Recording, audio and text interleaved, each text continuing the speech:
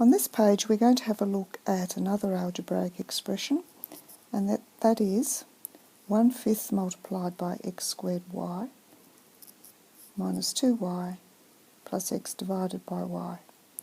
So we'll begin with the first term, 1/5 x squared y, and the coefficient is actually a fraction, it's 1/5. So we can write down the coefficient is 1/5. The pronumerals are x and y. So two pronumerals in the term, x and y.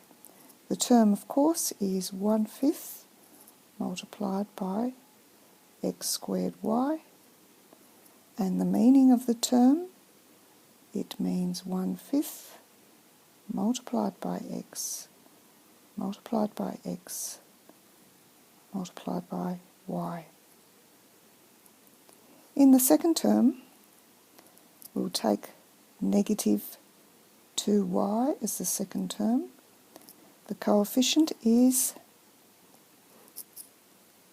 negative 2. There's only one prime numeral, and that's y.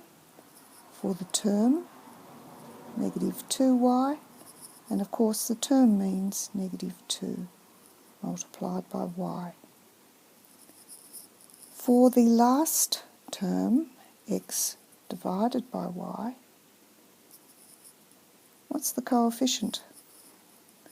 Well, if we have 1 or if we have an x divided by y, it means we've got 1x divided by y. So even though the coefficient actually isn't written there, it does exist and it's 1.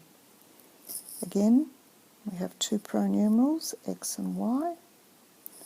The term is x divided by y, which really means the same thing, written in a different way, x divided by y.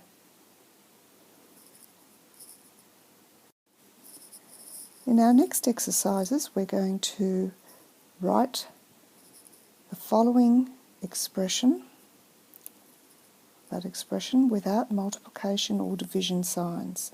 In other words, we're going to simplify. So we multiply out what we can and remove any of the multiplication signs.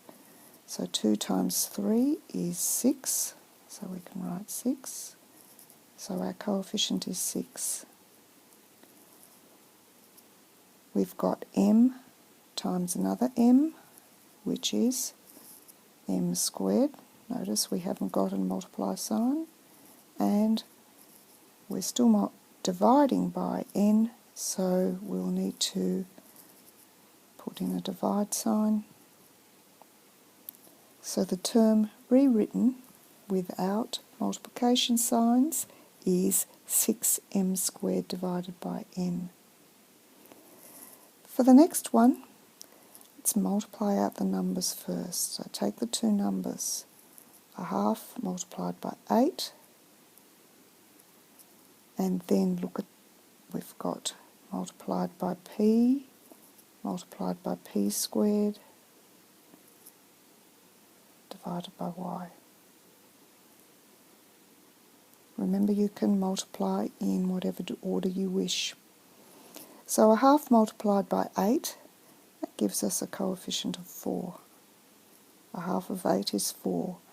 P multiplied by p squared is p to the power 3, p cubed, divided by y. And our last one, let's look at the numbers first. We've got 1/4 multiplied by 16. Now we'll need to look at how many x's are multiplied here. We've got 1, 2, 3. So that means that's x times x times x, which is x cubed. And then we've got y times y, and that's multiplied by x cubed as well, so we can write it as y times y is y squared. And then we're going to also divide by x. Okay, so now let's evaluate our two numbers. A quarter times 16, that's 16 divided by 4. Answer is 4. X cubed divided by x. Well, that's x squared, isn't it? Let's have a look. X times x times x is x cubed divided by x. Two of the x's cancel out there on the top and the bottom, so we're left with x times x, so that's x squared. And don't forget the y squared. So remember, this bit belonged to that evaluation. In our next exercise, we're going to evaluate, that is, find the value of the algebraic expression by substituting in the value of the pronumeral which we've been given.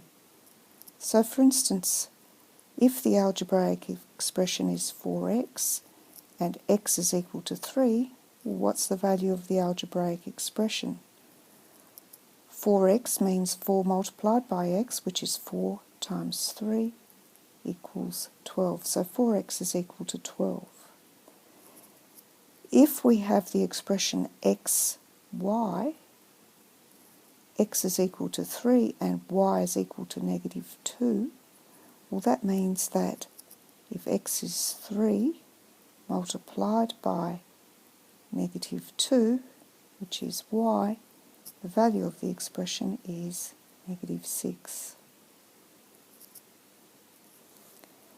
If we have 2b all squared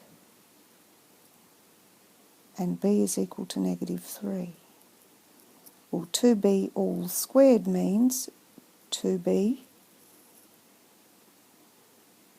multiplied by 2b, which is 2 times negative 3 times 2 times negative 3. So we've got two negatives multiplied, so that answer was going to be positive. So it'll be, if you multiply all of that out, you'll get 36. Now you could have looked at it in this way as well. You could have said that 2b all squared is equal to 2 squared multiplied by b squared. 2 squared is 4, 2 times 2 is 4, multiplied by negative 3, multiplied by negative 3, which is the b times the b squared, and you'll still get an answer which is positive. Negative multiplied by a negative is positive. You'll still get your answer of 36. D looks a little more difficult. Again, we have two pronumerals, x and y, but this time it's a lot more complicated. X is equal to 3, y is equal to negative 1. So I'm going to need to make myself quite a bit more room here, so let's just move things this way a little bit. Now, so let's start with substituting in values for x and y.